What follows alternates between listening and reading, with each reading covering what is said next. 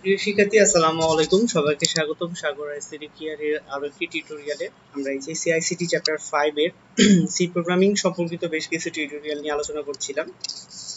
So এর পূর্বে টিউটোরিয়ালগুলোতে আমরা যেটা নিয়ে আলোচনা করেছি সেটি হচ্ছে আমরা লুপের সাহায্যে কিভাবে প্রোগ্রামটা নিয়ন্ত্রণ করা যায় বা প্রোগ্রামটা বারবার একটা জিনিস রিপিট করা যায় সেগুলো শিখেছি। এবং লুপ সম্পর্কিত শিখতে গিয়ে আমরা হচ্ছে ফর লুপ, হোয়াইল লুপ বা ডু হোয়াইল লুপ এবং সবশেষ টিউটোরিয়ালটিতে আমরা ইফ গোটো লুপ দিয়ে আমরা সেটা জানতে পেরেছি। সো এখন আমরা যেটা শিখবো বা যেটা জানবো, আমরা লুপের মধ্যে কিছু নির্দিষ্ট কমান্ড নিয়ে কাজ করব যেটা লুপকে নিয়ন্ত্রণ করতে পারে। সেই কমান্ডগুলোর মধ্যে এর আগের টিউটোরিয়ালে আমরা হচ্ছে ব্রেক স্টেটমেন্ট নিয়ে শিখেছি। সো আজকে আমরা যে কমান্ডটা নিয়ে শিখবো সেটা হচ্ছে কন্টিনিউ স্টেটমেন্ট নিয়ে শিখবো। সো কন্টিনিউ আসলে বাইপাস করে। So first of all continue statement শুরু করার আগে আমি একটা লুপ কন্টিনিউ করব। সেই লুপটা কন্টিনিউ করার জন্য যে কোডটা লিখতে হবে, কোডটা লেখার আগে আমরা ফাইলটা সেভ করে নিব। হ্যাঁ, প্রত্যেকটি প্রোগ্রামিং এ কিন্তু একটি মৌলিক অংশ যে ফাইলটা কিন্তু সেভ করা লাগবে। সো ফাইলের নাম তুমি যে কোনো কিছু দিয়ে সেভ করতে পারো। হ্যাঁ, সো আমি এখানে কন্টিনিউ লিখলাম, যে কোনো নাম হতে পারে, তোমার নিজেরও নাম হতে পারে। Continue continue dot C continue dot C okay, ফাইলটা সেভ করে নিলে তুমি এখানে কি কোডটা খুব সহজে লিখতে পারবে। সো ফার্স্ট অফ অল আমরা যেটা করব যে আমরা একটা চলক নিব, আমরা হচ্ছে ইনক্লুড করব, লাইব্রেরি ফাংশন ইনক্লুড করব। সো লাইব্রেরি ফাংশন লিখে ফেলি, ইনক্লুড, দেন আমাদের এখানে লাইব্রেরি ফাংশনের নাম হচ্ছে stdio ডট এইচ। ওকে, এবং এরপরে যেটা শুরু করতে হবে, মেন ফাংশন স্টার্ট করতে হবে। মেন ফাংশন স্টার্ট করব, এরপরে ফার্স্ট ব্র্যাকেট দেওয়ার পরে মেন ফাংশনের পরে ফার্স্ট ব্র্যাকেট দেওয়ার পরে পরের লাইনে এসে সেকেন্ড ব্র্যাকেট স্টার্ট করব। ওকে, এখন আমাদেরকে এখানে যেটা লিখতে হবে, সবার শেষের লাইনে আমি প্রোগ্রামটা শেষ করে দেওয়ার জন্য, দুইটা স্টেপে শেষ করে দেওয়ার জন্য গেট সিএইচ কমান্ডটা লিখলাম। গেট সিএইচ কমান্ডটা লেখার পরে সেমিকোলন দিয়ে দিব। এবং একটা লুপ করার জন্য সাধারণত আমরা এখানে যেটা করব, একটা ভেরিয়েবল নিব। ভেরিয়েবলটা হচ্ছে ইন্ট, পূর্ণাংশ। ইন্ট মানে পূর্ণাংশ, ফ্লোট মানে ভগ্নাংশ বোঝানো হয়ে থাকে। সেখানে আমরা একটা চলক নিতে হবে। সো চলকটা আমরা যে কোনো কিছু নিতে পারি। মনে করো আমি চলকটা নিলাম আই, ভেরিয়েবলটা আই নিলাম। সো আই এর মানটা আমরা লুপের সাহায্যে মেইনটেনেন্স করব। সো আমরা ফর লুপ ব্যবহার করব সেক্ষেত্রে। সো ফর লুপে আমি এটা উল্লেখ করে দিব, আই এর মান হচ্ছে শুরু হবে 1 থেকে। আই এর মান আমি প্রদর্শন করাতে চাই, ফর এক্সাম্পল আই এর মান আমি প্রদর্শন করাতে চাই 5 পর্যন্ত। সো 5 এর সমান হবে, 5 এর থেকে কি হবে, ছোট হবে, সেটা হচ্ছে কন্ডিশন। এরপরে যে অংশটুকু হবে সেটা হচ্ছে আই এর মান এক এক করে বাড়বে। সো এক এক করে বাড়ানোর জন্য আমি প্লাস প্লাস দিলেই হবে। বাট যদি আমরা 2 করে বাড়াতে চাই, I equal to I plus 2 দিতে হবে, এভাবে দিতে হবে কিন্তু। ওকে, যখন 2 এর জন্য আবার 4টা প্লাস দেওয়ার প্রয়োজন নাই।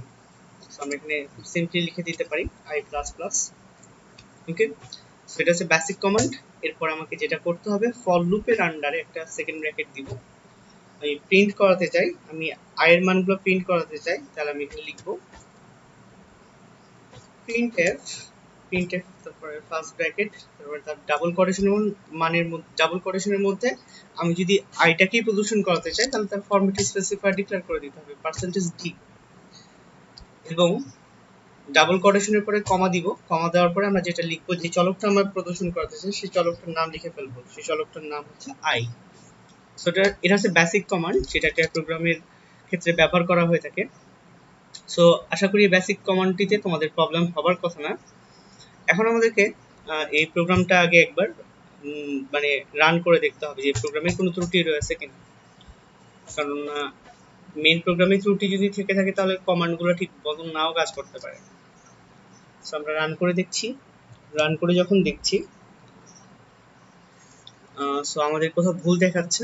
সো ভুলটা হচ্ছে যে মেইন ফাংশন এরপরে যে সেকেন্ড ফার্স্ট ব্র্যাকেটটা দিয়েছি, ফার্স্ট ব্র্যাকেটের দেওয়ার সময় একটা গ্যাপ সৃষ্টি হয়ে গেছে। সো আমরা আবারও বিল্ড এবং রানে ক্লিক করি।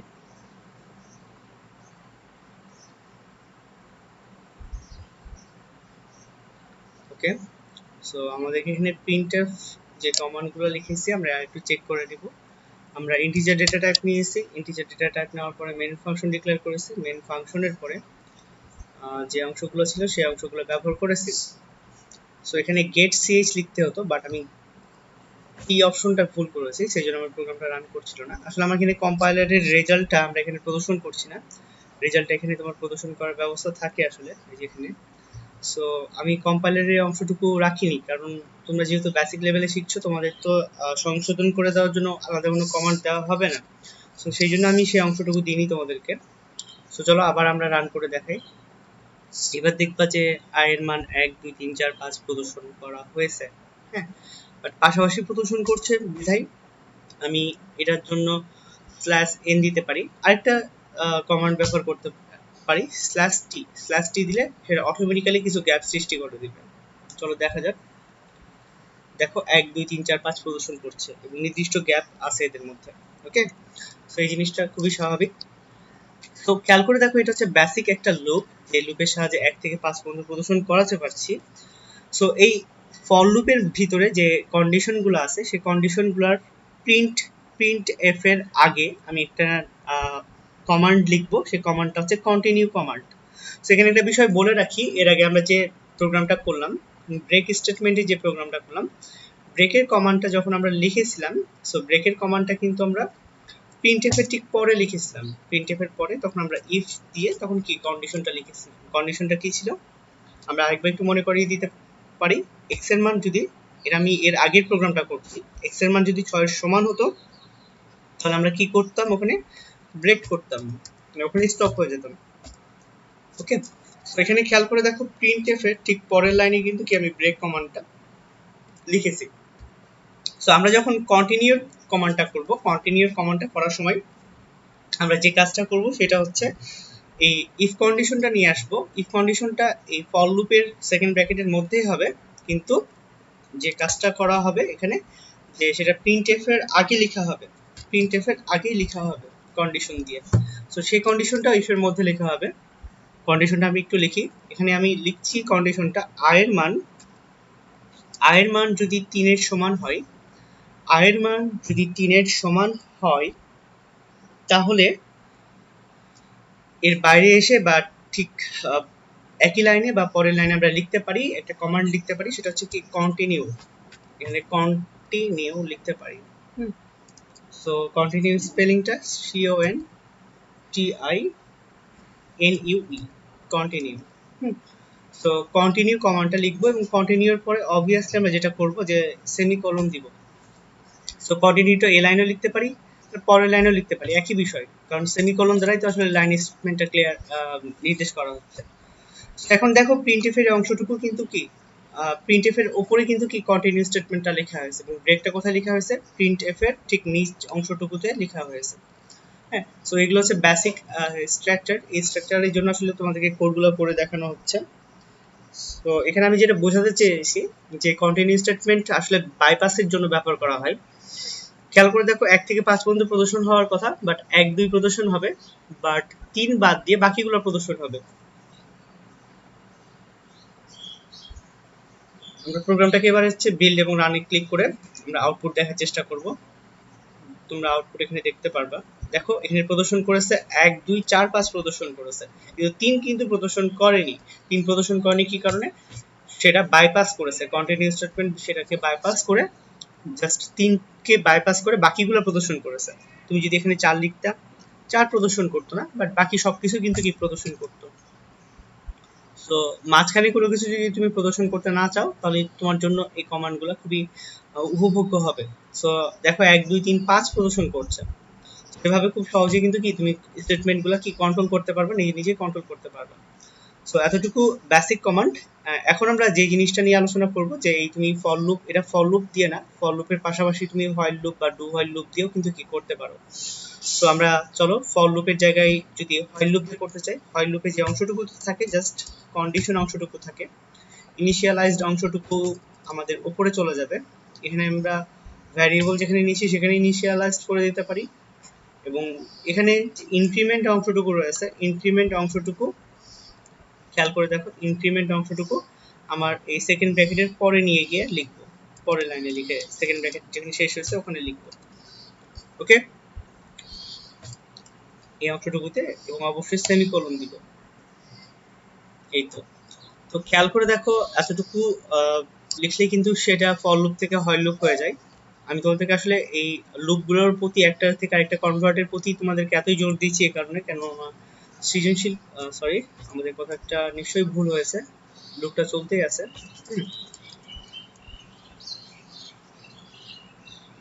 লুপটা অসীমে চলতেই আছে। তো আমরা যেটা করতে পারি, আমাদের যেটা ভুল হয়ে গেছে সেটা হচ্ছে আমি এই যে ইনক্রিমেন্ট অংশটুকু প্রিন্টএফ এর পরে দেওয়া উচিত ছিল, তো সেটা না দিয়ে আমরা হচ্ছে এই অংশটুকুতে দিয়ে দিয়েছি।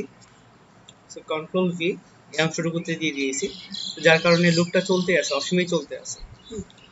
সো এটা হচ্ছে আমরা শেষ করতে পারছি না কারণ লুপটা কিন্তু চলতে আছে, অর্থাৎ কমান্ডটা চলতে আছে। সো বিল্ড এবং রানে ক্লিক করব, এখন দেখবে সেটা হচ্ছে প্রদর্শন করছে 1 2 3 প্রদর্শন করছে। কেন 3 প্রদর্শন করছে খেয়াল করে দেখো, আমরা এখানে ইনক্রিমেন্ট অংশটুকু প্রিন্টএফ এর পরে ব্যবহার করার ফলে 1 2 3 প্রদর্শন করছে, কিন্তু আমাদের কন্ডিশনটা কিন্তু যা ছিল কন্ডিশন অনুযায়ী আমাদেরকে কিন্তু কি 4 বাদ দিয়ে বাকিগুলো কিন্তু কি প্রদর্শন করার কথা ছিল, শুধু 4 বাদ দিয়ে বাকিগুলো প্রদর্শিত হওয়ার কথা ছিল। সো এই কাজটা হবার মূল কারণটা হচ্ছে যে আমরা যে ইনক্রিমেন্ট অংশটুকু করেছি, ইনক্রিমেন্ট অংশটুকু আসলে প্রিন্টএফ এর আগে আমরা কি এই অংশটুকু সেকেন্ড ব্র্যাকেটের বাইরেও না বা প্রিন্টএফ এর পরেও না, প্রিন্টএফ এর আগে বসাবো, প্রিন্টএফ এর আগে এই কমান্ডটা কি বসাবো। সো কন্ট্রোল ভি মানে ইনক্রিমেন্ট হবে, যদি এখানে লিখি তাহলে দেখা যাক কি হয়, 1 2 3 4 প্রদর্শন করা হচ্ছে, বাট 1 প্রদর্শন করা হচ্ছে না, মানে সে একের মান যে ইনিশিয়ালাইজ করেছিলাম সেই মানটা কি সে প্রদর্শন করছে না। তাহলে এখানেও কিছুটা সমস্যা থেকে যাচ্ছে। আসলে যেটা করতে হবে যে ইনক্রিমেন্ট অংশটুকু আমাকে করতে হবে, বাট করার ক্ষেত্রে খুবই সাবধানতা অবলম্বন করা লাগবে, যে আমরা সেটা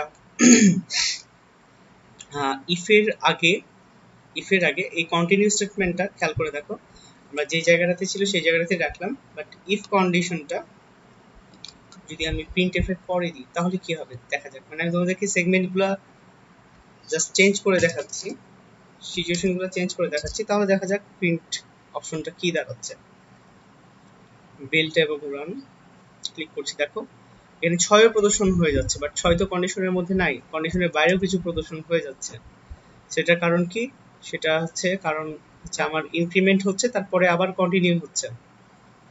সো এই সমস্যাগুলো এড়ানোর জন্য আসলে যে স্টেটমেন্ট এখানে লেখা হয়েছে, অর্থাৎ কন্টিনিউ স্টেটমেন্টের জন্য আসলে ফর লুপটাই অ্যাপ্রোপ্রিয়েট, কারণ আমরা দেখতে পাচ্ছি এই ইনক্রিমেন্ট অংশটুকু নিয়ে অনেক সমস্যা হচ্ছে। সো এই সমস্যাগুলো এড়ানোর জন্য এটা পারফেক্ট সিচুয়েশন আর কি। ওকে, সো আমি তোমাদেরকে আগের অবস্থা নিয়ে যাই এবং এই অংশটুকুকে আমরা ফর লুপ দিয়ে কনভার্ট করব, কারণ আমরা দেখতে পেলাম যে আসলে সব ক্ষেত্রেই এটা প্রদর্শনের ক্ষেত্রে যথেষ্ট প্রবলেম নিয়ে আসছে। তো এই জন্য লুপের ক্ষেত্রে সবসময় অগ্রাধিকার দেওয়া হয় ফর লুপকে, কারণ ফর লুপ দিয়ে প্রায় কম বেশি সব কমান্ডই কিন্তু কি লেখা যায়। তো এতটুকু মনে রাখলেই হবে। আশা করি এটা তোমাদের জন্য হেল্পফুল হবে অনেক, কারণ আমি তোমাদেরকে কোথায় কোন কমান্ডটা যদি স্থানান্তর করা হয় সেটার জন্য কি কি প্রবলেম হয় আমি তোমাদেরকে দেখালাম। সো এই জিনিসগুলা মাথায় রেখে তোমরা কন্টিনিউ স্টেটমেন্ট যেটা রয়েছে বাইপাস স্টেটমেন্ট, সেই স্টেটমেন্টের ক্ষেত্রে তোমরা জাস্ট ফর লুপই ইউজ করবা, সেটাই তোমাদের জন্য সবথেকে ভালো হবে। যেহেতু হয় লুপ দিয়ে করা বেশ কষ্টসাধ্য হলো, সেহেতু ডু হয় লুপ তার থেকে বেশি কমপ্লিকেটেড হবে, এতটুকুই আমরা জানি। সো এই জন্য আমরা ফার্স্ট অফ অল যেটা করব, যে কমান্ডটা নর্মাল ফরম্যাটে লেখারই চেষ্টা করব, ফর লুপ দিয়ে লেখারই চেষ্টা করব। সো আজকে এই পর্যন্তই, দেখা হবে আরেকটি টিউটোরিয়ালে, সেখানে আমরা ফর লুপ, কন্টিনিউ এবং ব্রেক স্টেটমেন্ট দুইটার সমন্বয়ে কোনো কাজ করার চেষ্টা করব। আল্লাহ হাফেজ।